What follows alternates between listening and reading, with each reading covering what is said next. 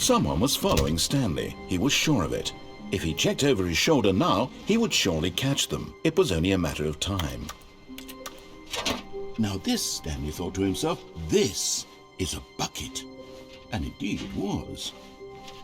Stanley clutched the bucket tightly to his... This was not the correct way to the meeting room, but Stanley had felt the bucket calling to him, telling him that the employee lounge was simply the place to be. And here it was. Had the bucket turned out to be correct? No, never mind.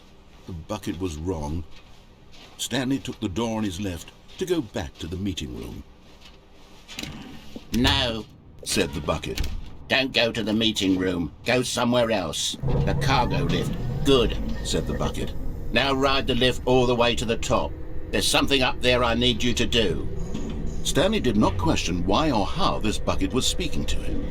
It should have alarmed him, of course, because buckets can't talk.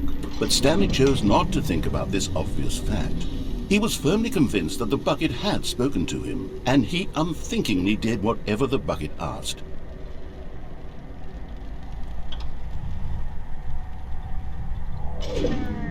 In here, said the bucket. Go into this dark room over here.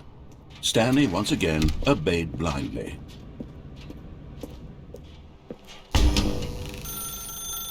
Now pick up the phone, said the bucket. Pick up the phone and it will take us back home, where we can go about life together.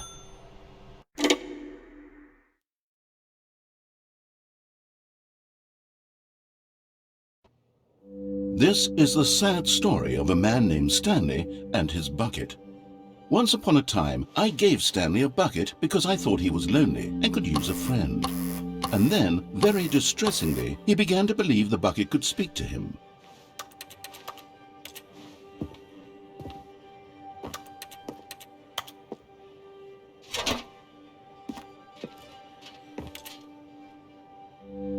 The Stanley Parable Reassurance Bucket was merely meant to provide the comforting glow of companionship.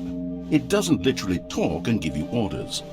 Whatever Stanley is hearing the bucket say to him is just in his head.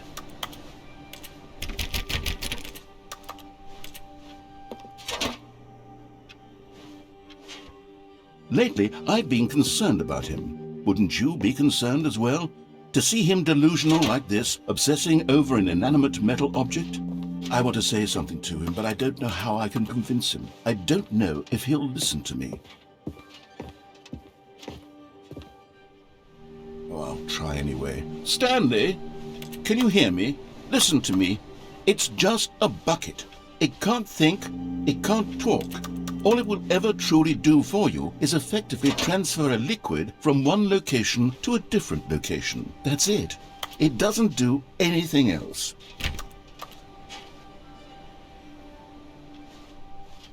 You see, he's not listening. He's still taking orders from the bucket. You know, once upon a time it was me he took orders from. Me he trusted and listened to. Now all he cares about is his...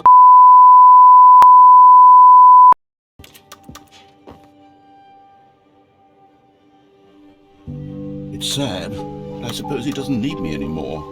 From now on, he's just going to cling to this bucket, this cold, empty bucket, this sort of shiny bucket. Well, I'll give it this. The bucket does have a nice shine to it.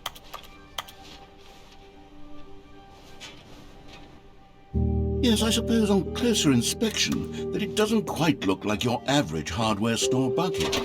It's just a little more, what am I trying to say? Sturdier, more capable of transporting liquid. Like it would be better at moving an amount of water from one room to another.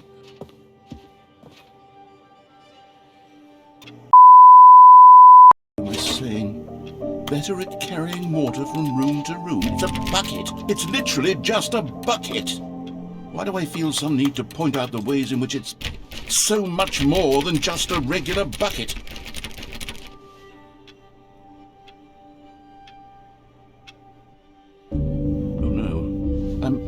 I'm having feelings for the bucket.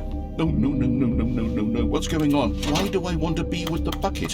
Hear what the bucket has to say. Do anything it asks. What's wrong with me? I don't understand. Perhaps, if I had the bucket, this would be less confusing. Yes, the bucket could tell me what to do in this troublesome situation. Stanley, give me the bucket. Give it to me. Give me the bucket, Stanley. I need it.